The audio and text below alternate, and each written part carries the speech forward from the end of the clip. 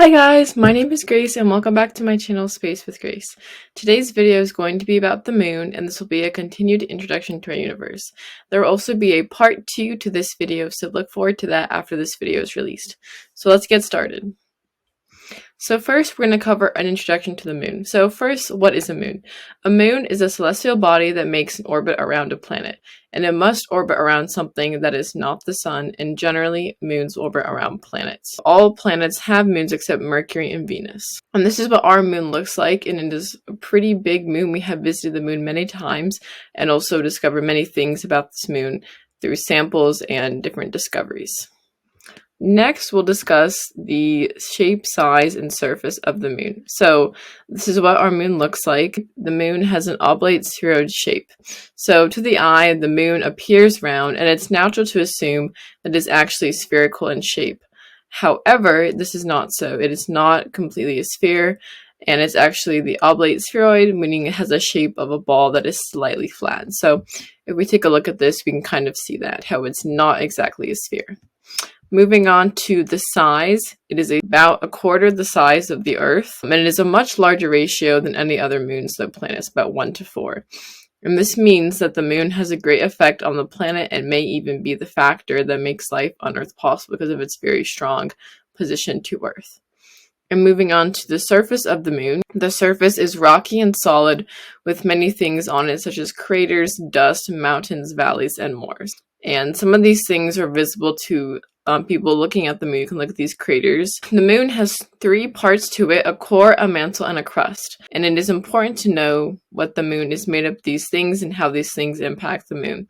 So the core is the inner part of the moon. The mantle is from the top layer and partly molten to the bottom of the crust of the moon. And the crust is kind of the outside of the moon. And all of these things are made up of many different materials.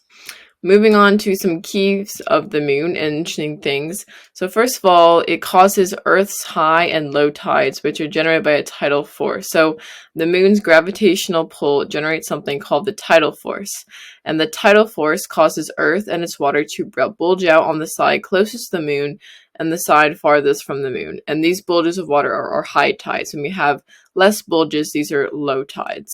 Another thing about the moon is that it helps stabilize Earth and moderate its climate. Because it's able to do these things for us, it is super important. It makes us have a much better climate and more comfortable. The moon also has an exosphere, which is a very thin atmosphere, and it's not very breathable. And it also affects some of the lights displayed on Earth, and fluctuating light levels reflected by the moon also have a startling impact on life on Earth.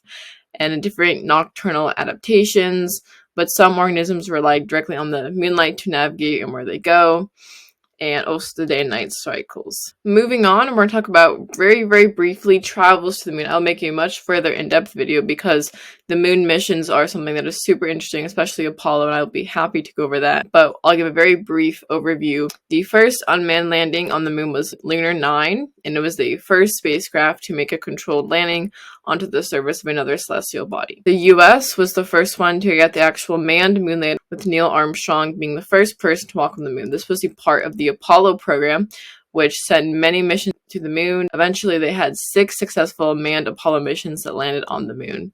The program began in 1961 and it ended in 1972. The last mission of Apollo 17, and I will go over in a more in-depth video about the Apollo program because it's a very fascinating program and did a lot for our space here in the US. Also, there have been many unmanned trips to the moon since then to examine its surface, learn more about it, and we've gotten many samples and learned more about the moon, but there have not been any more manned missions to the moon since that. We're also going to talk about some fun facts about the moon. So first of all, it's the 5th largest moon in the solar system and the largest among planetary satellites relative to the size of the planet that it orbits. It's also Earth's only natural satellite, and the moon is the 2nd densest satellite. Also, it is 238,855 miles away from Earth, which relatively speaking is actually not that many when we talk about other things that millions of miles away. It takes about 3 days to get to the moon, as we've seen in our mission. And another fun fact we found is that NASA recently confirmed that there is water on the moon, and it's in the form of trapped with ice within dust and minerals on and under the surface. It has been detected on areas of the lunar surface that they're in permanent shadow and therefore very cold, enabling the ice to survive. The water on the moon was likely delivered to the surface by comets, and they announced that this water was there and that it's widely distributed across the lunar surface, which is a very, very fascinating discovery. Lastly, we're going to briefly speak about the phases of the moon, which is a super important part. The phases of the moon is the shape of the moon's directly sunlit portion as viewed from Earth, and these phases gradually change over the month as the moon's orbital positions around Earth and Earth around the sun shift. So, as we can see, we start with our new moon. It goes around to waxing crescent, first quarter, waxing gibbous, full moon, waning gibbous, third quarter, waning crescent, back to new moon. And this is a cycle that goes again and again as we go through the month. The new moon being the moon is the dimmest we can see it, and full moon being the brightest we can see it.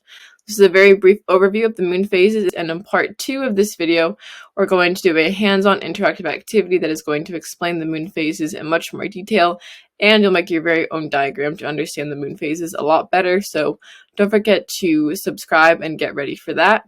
And thank you guys so much for watching this video. I hope you guys enjoyed it. A very brief introduction to our moon. As I said, don't forget to subscribe, comment, and like, and also turn on the notification bell so you guys don't miss my next video, which is part 2 of this video, a very fun interactive activity. Thank you guys so much for joining me today, and have a great day. Bye!